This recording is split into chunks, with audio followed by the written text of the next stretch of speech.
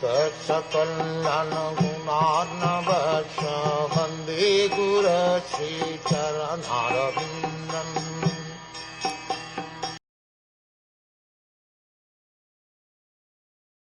The aggregate elements, namely the 5 gross elements, the 5 subtle elements, the 4 internal senses, the 5 senses for gathering knowledge, and the 5 outward organs of action, are known as the pradhan.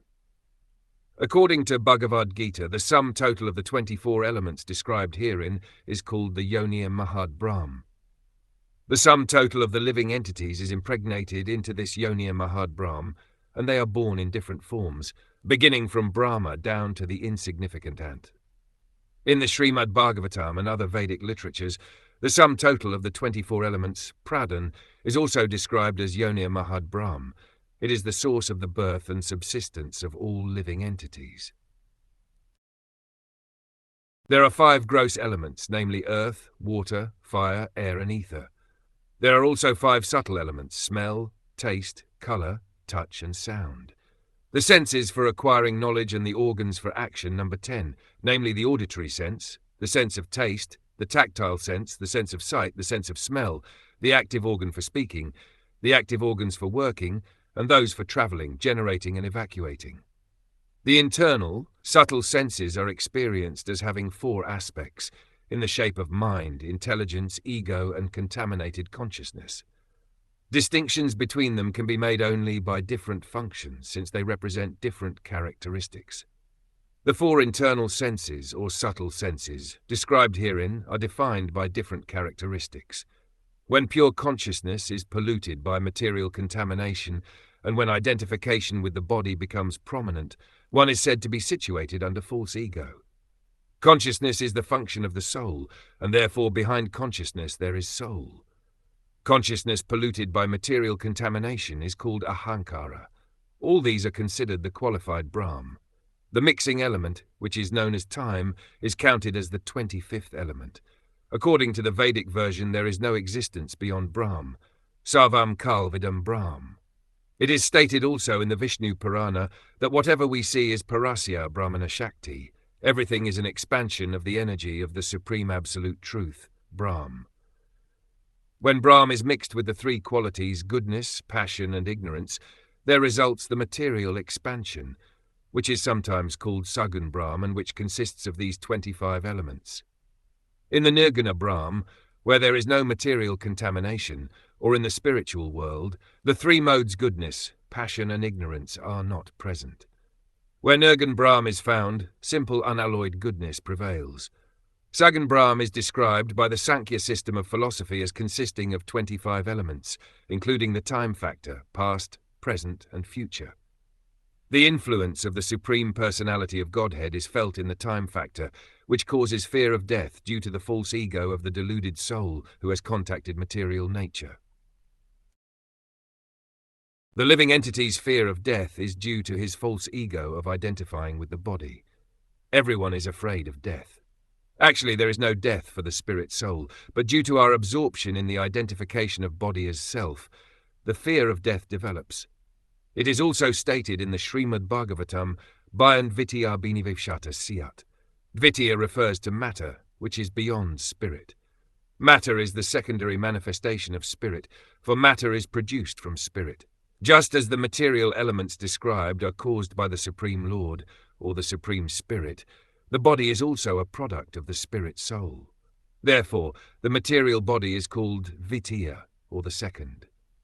One who is absorbed in this second element or second exhibition of the spirit is afraid of death. When one is fully convinced that he is not his body, there is no question of fearing death, since the spirit soul does not die. If the spirit soul engages in the spiritual activities of devotional service, he is completely freed from the platform of birth and death. His next position is complete spiritual freedom from a material body. The fear of death is the action of the Kal, or the time factor, which represents the influence of the Supreme Personality of Godhead. In other words, time is destructive. Whatever is created is subject to destruction and dissolution, which is the action of time. Time is a representation of the Lord, and it reminds us also that we must surrender unto the Lord. The Lord speaks to every conditioned soul as time. He says in Bhagavad Gita that if someone surrenders unto him, then there is no longer any problem of birth and death. We should therefore accept the time factor as the Supreme Personality of Godhead standing before us. This is further explained in the following verse. My dear mother, O daughter of Swayambhuva Manu, the time factor, as I have explained, is the Supreme Personality of Godhead, from whom the creation begins as a result of the agitation of the neutral, unmanifested nature. The unmanifested state of material nature, pradhan, is being explained. The Lord says that when the unmanifested material nature is agitated by the glance of the Supreme Personality of Godhead, it begins to manifest itself in different ways. Before this agitation, it remains in the neutral state, without interaction by the three modes of material nature. In other words, material nature cannot produce any variety of manifestations without the contact of the Supreme Personality of Godhead. This is very nicely explained in Bhagavad Gita. The Supreme Personality of Godhead is the cause of the products of material nature. Without his contact, material nature cannot produce anything. In the Caitanya Karamrita also, a very suitable example is given in this connection. Although the nipples on a goat's neck appear to be breast nipples, they do not give milk. Similarly, material nature appears to the material scientist to act and react in a wonderful manner, but in reality it cannot act without the agitator, time, who is the representation of the Supreme Personality of Godhead. When time agitates the neutral state of material nature begins to produce varieties of manifestations. Ultimately, it is said that the Supreme Personality of Godhead is the cause of creation. As a woman cannot produce children unless impregnated by a man, material nature cannot produce or manifest anything unless it is impregnated by the Supreme Personality of Godhead in the form of the time factor. By exhibiting his potencies, the Supreme Personality of Godhead adjusts all these different elements, keeping himself within as the Supersoul and without as time. Here it is stated that within the heart the Supreme Personality of Godhead resides as the Supersoul. This situation is also explained in Bhagavad Gita. The Supersoul rests beside the individual soul and acts as a witness.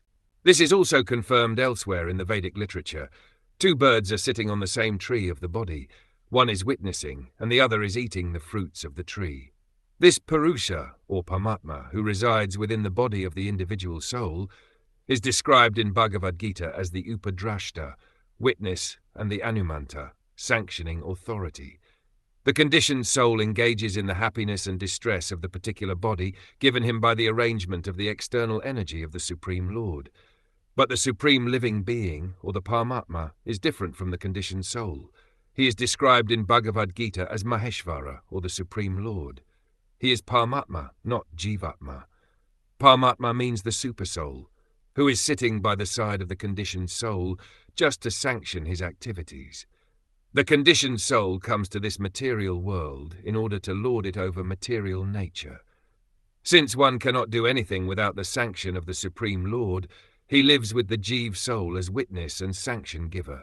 He is also Bhokta. He gives maintenance and sustenance to the conditioned soul. Since the living entity is constitutionally part and parcel of the Supreme Personality of Godhead, the Lord is very affectionate to the living entities.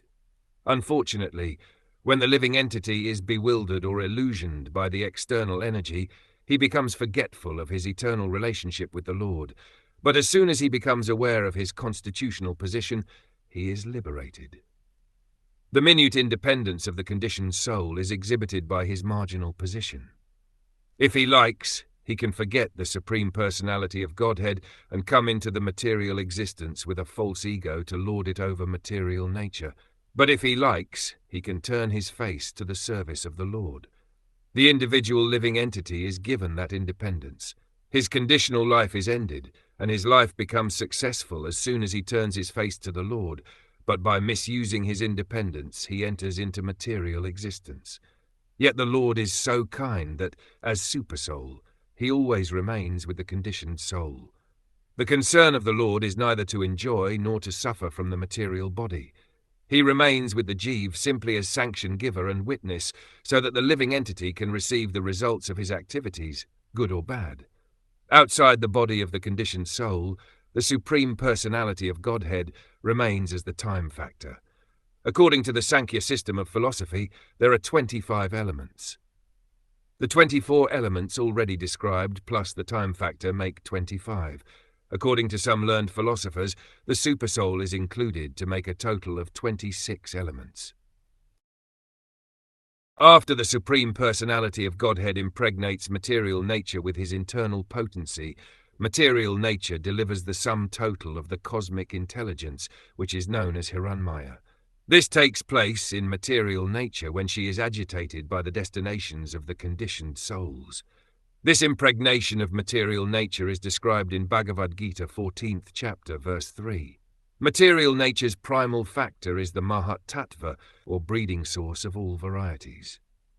This part of material nature, which is called Pradhan as well as Brahm, is impregnated by the Supreme Personality of Godhead and delivers varieties of living entities. Material nature in this connection is called Brahm because it is a perverted reflection of the spiritual nature. It is described in the Vishnu Purana that the living entities belong to the spiritual nature. The potency of the Supreme Lord is spiritual, and the living entities, although they are called marginal potency, are also spiritual. If the living entities were not spiritual, this description of impregnation by the Supreme Lord would not be applicable. The Supreme Lord does not put his semen into that which is not spiritual, but it is stated here that the Supreme Person puts his semen into material nature. This means that the living entities are spiritual by nature. After impregnation, material nature delivers all kinds of living entities, beginning from the greatest living creature, Lord Brahma, down to the insignificant ant, in all varieties of form. In Bhagavad Gita, material nature is clearly mentioned as Sarva Yonishu. This means that of all varieties of species, demigods, human beings, animals, birds and beasts, whatever is manifested, material nature is the mother, and the Supreme Personality of Godhead is the seed-giving father. Generally, it is experienced that the father gives life to the child, but the mother gives its body. Although the seed of life is given by the father, the body develops within the womb of the mother. Similarly, the spiritual living entities are impregnated into the womb of material nature, but the body, being supplied by material nature, takes on many different species and forms of life. The theory that the symptoms of life are manifest by the interaction of the 24 material elements is not supported here. The living force comes directly from the Supreme Personality of Godhead and is completely spiritual. Therefore, no material scientific advancement can produce life. The living force comes from the spiritual world and has nothing to do with the interaction of the material elements. Thus, after manifesting variegatedness, the effulgent Mahat Tattva, which contains all the universes within itself, which is the root of all cosmic manifestations, and which is not destroyed at the time of annihilation, swallows the darkness that covered the effulgence at the time of dissolution. Since the Supreme Personality of Godhead is ever existing, all blissful and full of knowledge, his different energies are also ever existing in the dormant stage. Thus, when the Mahat Tattva was created, it manifested the material ego and swallowed up the darkness which covered the cosmic manifestation at the time of dissolution. This idea can be further explained. A person at night remains inactive, covered by the darkness of night, but when he is awakened in the morning, the covering of night, or the forgetfulness of the sleeping state, disappears. Similarly, when the Mahat Tattva appears after the night of dissolution, the effulgence is manifested to exhibit the variegatedness of this material world.